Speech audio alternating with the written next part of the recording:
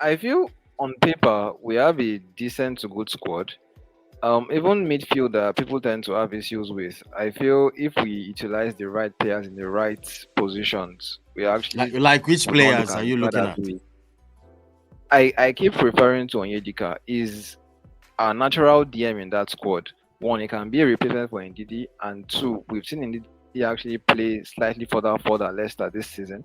So if you want to utilize Ndidi in a similar role with the Super Eagles, you have Onyedika who can actually play as the defensive minded midfielder in that team, but apparently they don't tend to utilize him. There are times when you even see Joe Aribo playing Yeah. as the deepest guy in midfield. So I feel our coaches need to understand the players' right roles and positions first of all, because they seem to be utilizing players in the wrong roles and positions.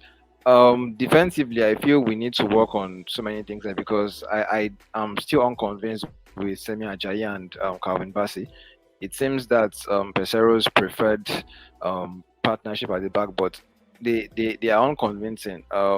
They tend to lack the recovery pace at times, particularly Bassey, who in some instances you see him do some things really well in how he recovers the ball, in how he marks, but also or in other instances he can be a bit rash.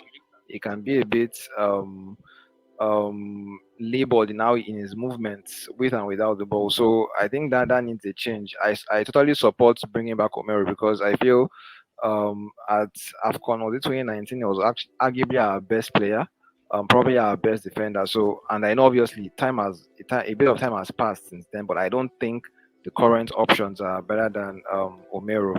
So personally, I would bring in the right players in the right positions, try to integrate Onyedika in the midfield because I Okay. feel with him in our midfield, we are actually going to see some slight improvement, and also the coaching needs to improve because against Lesotho and Zimbabwe, Okay, so first of all, we need to repent for our sins.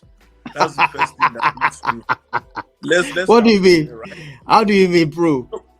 Sincerely speaking, we're a nation that has sinned greatly.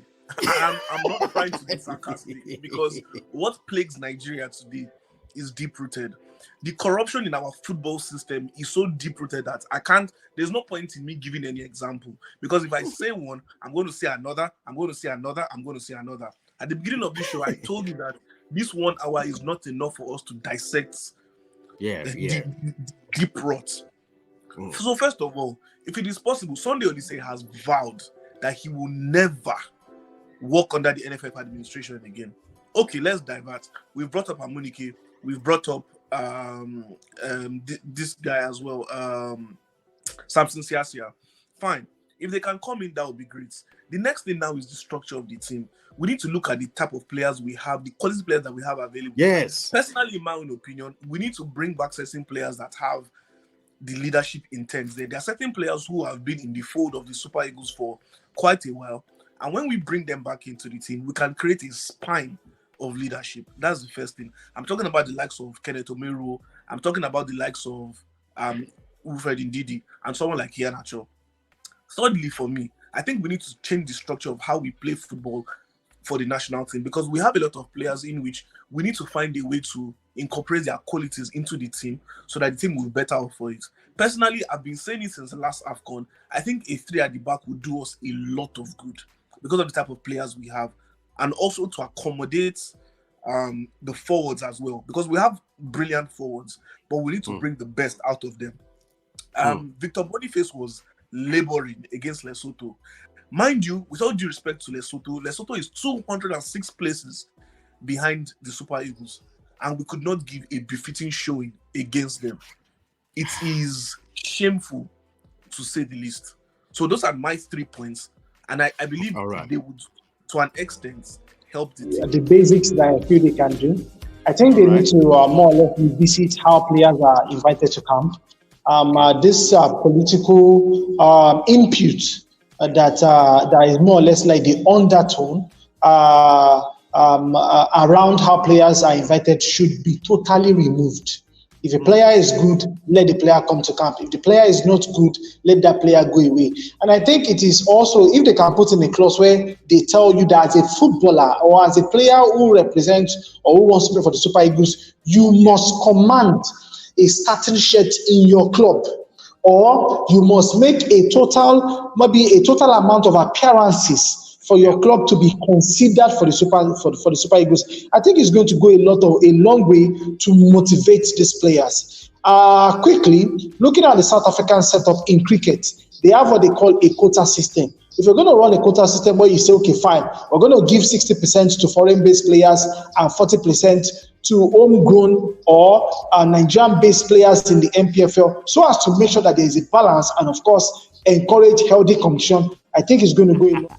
All right, Bishop, I'm listening to you. Yeah. So just straight to the point.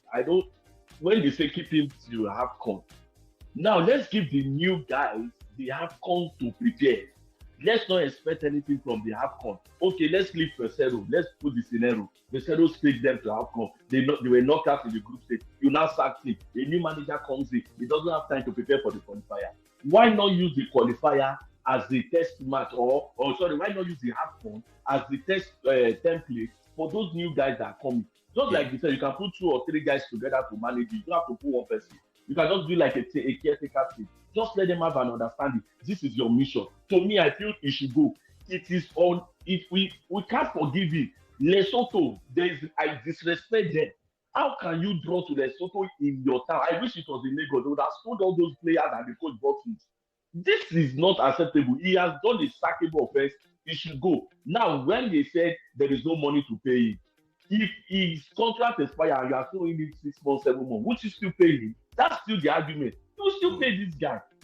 Find the money anywhere else now. Come to a compromise. I know they are still only getting a trouble because he's flowing around the corner. Find a compromise. Oh, okay, we will schedule your payment like this, like this, like this. Find a compromise and give him, let him go. Put a caretaker team together. Let them go to AFCON. Thank God AFCON comes before the other qualifiers. 8 matches is a lot of time. If they beat South Africa woman away another team, they will still qualify.